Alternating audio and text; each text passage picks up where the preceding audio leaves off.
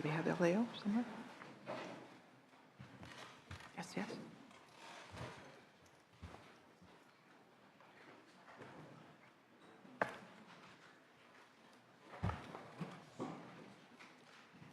Thank you, Madam Chair. Ashley Ames with the Analyst's Office. Yes, the May revision does include a proposal for the initial phase of the helicopter replacement. It is for $12 million, which is the amount that would purchase about one helicopter that the department indicated they plan to use for the upcoming fire season to test, make sure that it meets the requirements in the field, and then move forward with the rest of the procurement process. We don't have any concerns with the amount that's budgeted for the procurement in the budget year, but we did have two other recommendations. The first was that the department report at budget hearings on the possible range of total fleet replacement costs, including the ancillary costs that are associated with possible capital outlay, operations, and staffing. We think that the total costs are likely to be at least a couple $100 million, and therefore we think it's appropriate for you to have that information when evaluating this initial proposal. And we also think the department should be able to provide at least an estimated range at this point, now that they've had a chance to review some of the bids. Our second recommendation was with regards to the proposed provisional language, and we just recommended providing some limits on the augmentations that the administration is authorized to make. Specifically, we recommended the language be clarified to limit augmentations associated with the procurement and operation to those for just one helicopter, since that's what they indicated they'd be doing in the budget year, and also limiting the augmentations for capital costs to just acquisition and preliminary plans, given the lack of information that's been provided to date on possible capital improvements. And we did provide our suggested language to staff a few days ago, but I have hard copies with me as well if anyone would like to see it. All right. Thank you. Are there any questions from the committee? Senator Nielsen. Well, it makes it a little difficult for us. We've been discussing this for over 2 years. And Liz Janice has pointed out, we now have a one-year purchase, one copter, shall I say. But we really don't have any long-term projection of what the ongoing costs are going to be. And there are multiple aspects of this, and we've talked about it exhaustively here. Parts, facilities for repair, where, how, the pilots, the training, what will that cost, the maintenance. We're going to then purchase one, try it out, and then oblige the state for a whole lot more. But we don't know how much that's going to cost, do we? Is there any figure we have on the additional, what, 19? We're going to get 20, right? Sorry, my understanding is the department plans to replace all 12 helicopters. 12, I'm sorry. You're 12. correct. We haven't been provided with any type of estimate for the total cost for the replacement. Well, CAL FIRE, how do we be responsible to the taxpayers betting on the come in that manner with our budget? Janet Berenson, Chief Deputy Director for CAL FIRE, members of the committee. We have not yet completed the procurement process to determine which vendor would be successful in this process. That's part of the reason why we have limited the purchase in the first year to one, with the commitment that we're coming back to the committee with a long-term multi-year staffing plan for the staffing and funding plan for the replacement of the remaining helicopters. There is no requirement that we purchase any helicopters with this procurement process. If the legislature so chooses and is not comfortable with the procurement process or the plan that we come forward with in the January proposal, we are not obligated as the state to proceed any further. We are currently looking at our facilities based on the bid process that was initiated earlier this year and that was stopped in March due to some inconsistencies in the specifications. We have started looking at our facilities to determine which facilities might need to be addressed in terms of larger hangars for the equipment, and have some rough estimates, but these estimates have not been through DGS to determine specifically if they are accurate. In the first year, we are comfortable with the LAO's recommendation for language limiting us to acquisition and preliminary plans.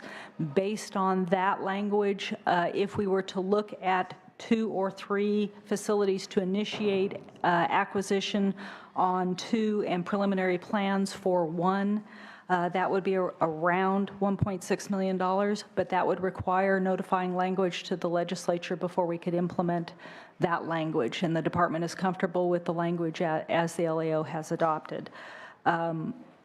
The entire goal is to come forward with a broad, comprehensive proposal in January once we have a package that has been through the process and a bid has been awarded. And that would be for the staging of the purchasing of all 12, correct? Correct. We do not anticipate that there is any vendor that has 12 aircraft sitting on the shelf that will be available to us. We anticipate that it would be probably 2 or 3 a year that would come in.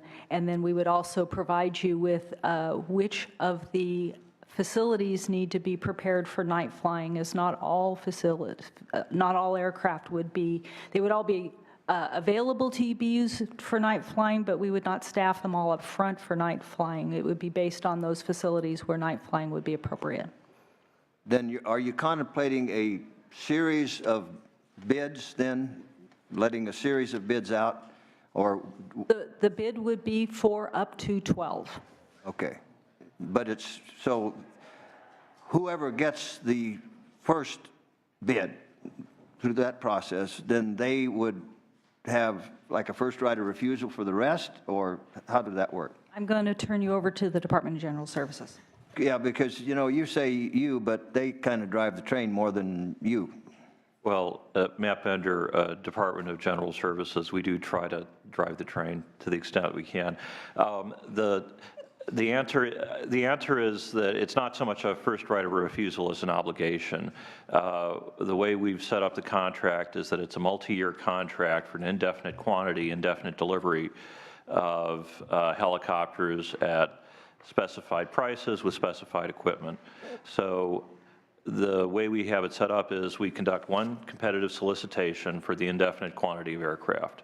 The unit prices are set in the contract, and then CAL FIRE can issue purchase orders using the existing contract as and when it has need and funds available to replace the aircraft. So it's not just a first right of refusal. The contractor is obligated to fulfill the purchase orders that CAL FIRE issues during the contract term. We envision this as a 3-year contract with 2 one-year optional extensions. Okay, and can there be spec changes then? It's intended that there not be spec changes. Okay. The intent is to have all the spec issues settled in the IFB and in the bid. I mean, I can't rule out the possibility that, say, if a particular maker of avionics equipment discontinues the model that's been bid on the aircraft and has a replacement model with a different model number and maybe different capabilities, that we might have to deal with that. But the idea is that the specification would be the same for all 12. Okay, let me be clear then. What we're being asked for now is just the authorization, not for the total acquisition of one copter, but just for the starting of the process? No, the acquisition of one. It is one copy. This is actually for the acquisition Okay, of all one right. helicopter in the budget year. One machine, okay. And then that would include everything that goes with it, maintenance? Maintenance, training, the vendor would be obligated to come provide us training on both flying and the maintenance of that aircraft. Okay. And the requirement to report back to this committee with a full plan. It is our On intention. all those issues for replacement, staffing, operations, all of that. Yes, Yes, either good. in advance or through the January governor's budget. All right, then that is any further questions, public comment? Welcome. Madam Chair, members, Ed Manning with KP on behalf of Bell Helicopter. We just saw this item in the last 24 hours. Just to remind the committee of discussion in the last hearing, the committee asked very pointed questions about the invitation for bid that was issued and concerns about it. And the reason for that is it didn't take into account some fundamental cost issues. If you went to buy a car and you went on Edmunds.com, there's a thing called true cost to operate, true cost of ownership. But you just don't look at what's on the sticker when you buy the car. You want to know what parts cost, what the maintenance schedule is, how much is maintenance, fuel efficiency. All those factors go into what is the real cost. The IFB has not been issued as of today. We don't know if they're going to ask any of those questions because they didn't in the last bid. And we think by locking yourself into a process right now when you haven't seen the IFB, the first purchase is going to drive the rest of the purchases. And if the purchases focus solely or almost exclusively on the sticker price, we think it is a big mistake for the state. So we would ask you to leave it open until the IFB comes out and you can see whether the IFB is responsive to the issues you've raised in the past. Thank you. Thank you. Next, please.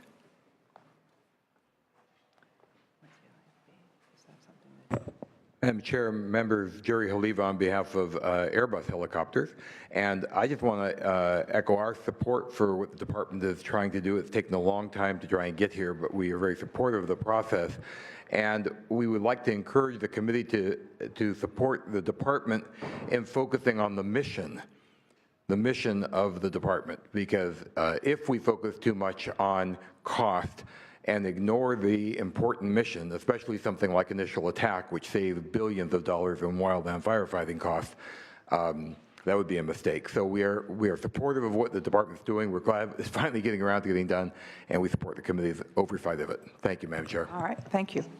All right, we have a staff recommendation to approve the May revised proposal, including the LAO recommendations. Do I have a motion? I'll make a motion to do that. All right, Senator Pavley, please call the roll. Senator Wolk? Aye. Senator Nielsen? Senator Pavley? 3-0, that is supported. Moving on to issue number 2, the Professional Standards Program, which we heard on March the 17th. Do we have CAL FIRE and LAO? Yeah. Yes, members of the committee, this program, the chief spoke with you earlier regarding, this is a program to provide resources to train and educate our managers and supervisors on policy, training, and technical support to improve our supervision and progressive discipline processes. This also would provide a permanent workforce rather than relying on redirecting employees from their regular assigned duties or hiring retired annuitants who may not be current with departmental policies and procedures or Cal HR policies and procedures.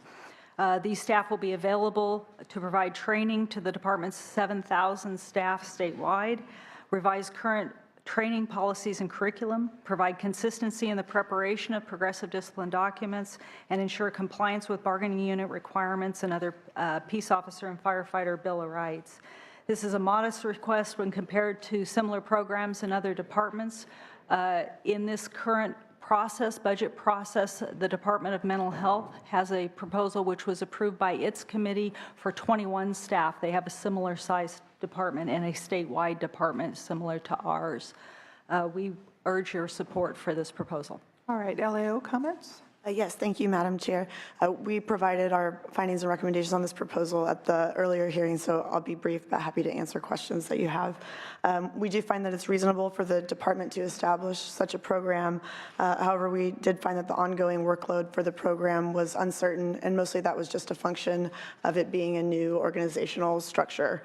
And therefore, we had recommended that the legislature just approve the resources on a 3-year limited term basis, and also noted that that would provide you with an opportunity to evaluate the effectiveness of the program prior to committing ongoing resources to it. All right, thank you. Are there comments from the members? Senator Nielsen? Has the Assembly acted on this yet? Next week. The Assembly indicated they were going to include it on an agenda for next week. Okay, so it's still an open item. Okay. Further questions? All right, it would be my recommendation that we hold this open. We'll take public comment. Madam Chair, members of the committee, Terry McHale with Aaron Reed and Associates representing CAL FIRE Local 2881. I'll keep my comments brief because this committee has been very generous in meeting with us, but just a couple of observations. Number one, the department spent at least 18 months working on this proposal and never once shared it with the union. The department met with the union after it was introduced into the budget and said that it was an educational program only.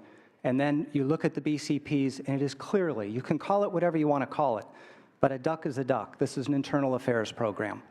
Third, we have asked to sit with them consistently since January to talk in detail and nuance as to what the workload is going to be for these individuals, and that meeting has never taken place.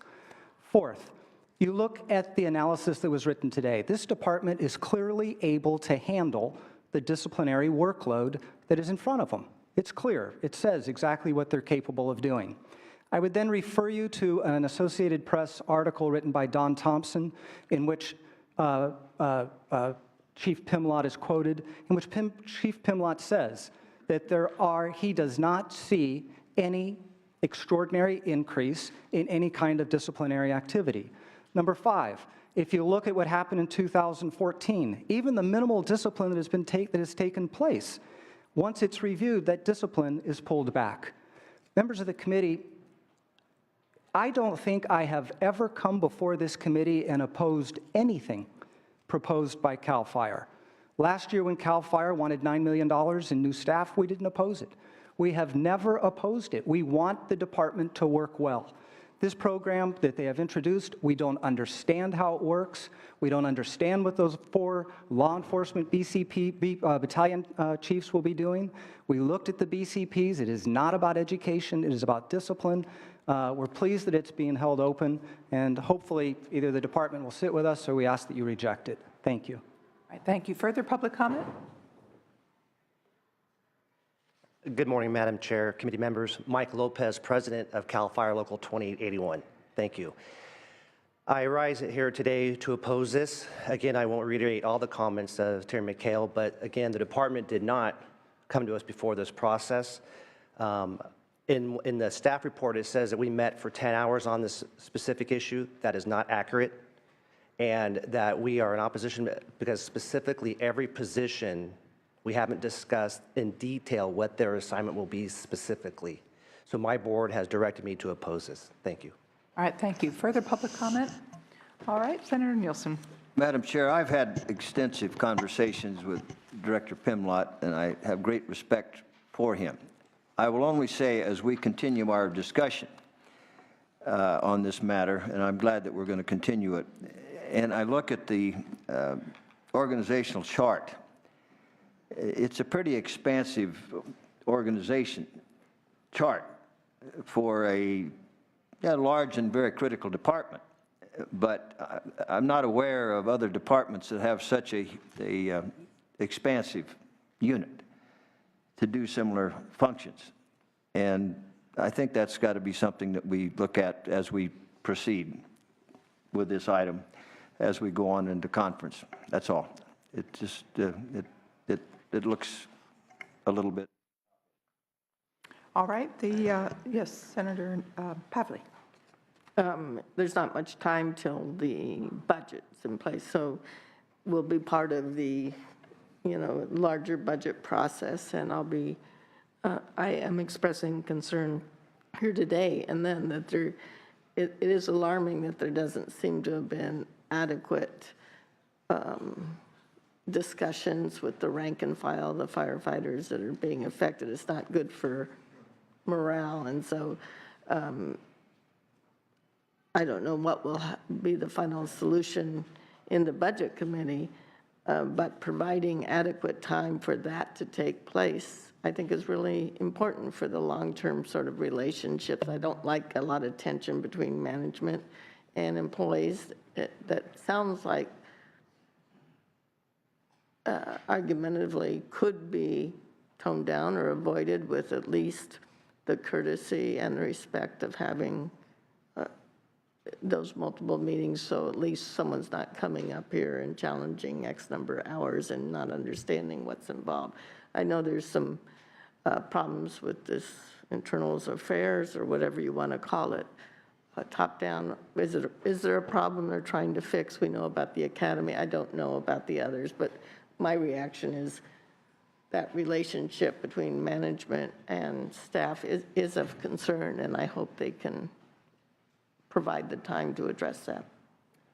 I'd like to second the comments of my colleagues. This has come before us before.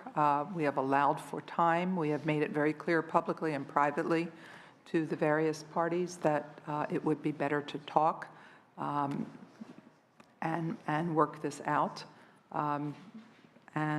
We remain of that position. It is held open, and we hope that before, there isn't much time left, as we heard, but where there's a will, there's a way. So Senator Nielsen and Senator Pavley, I think we're in agreement. We will hold this item open. If I may share on behalf of Director Pimlott, he has expressed his commitment both to committee members and to President Lopez of his desire to continue that conversation. And we're glad to hear that. Thank you. All right, we're moving on to the legislative proposals, which is issue number 3. We have 3 proposals in front of us. Very briefly, we recommend approval as they're outlined above. Unless there's some comment, we can just move to public comment on that. Very briefly. Yes, very briefly. I'm Ann Martin, Department of Finance. I did speak with your staff this morning because there was some concern on item number 3, part 5, regarding the HUD grant in Tuolumne County. Understand that your intent is not to redirect the HUD grant to other activities, but to recognize that it is there. I would note for the record that the HUD grant is restricted to the rimfire area, and there are other areas in Tuolumne County. And so, not having seen the language proposed here, we do need an opportunity to review. We may have some concerns with how that language is crafted, given just fundamentals of not wanting to exclude areas outside the rimfire in Tuolumne County from efforts to reduce tree mortality and those kind of issues. You're on the record. Yes, thank you. Good.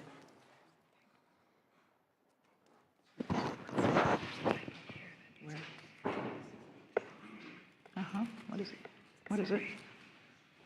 All right, we have 3 proposals in front of us. I will take public comment. The first is the state responsibility area local assistance, $10 million, and there's a typo. It's not general fund, it's SRA.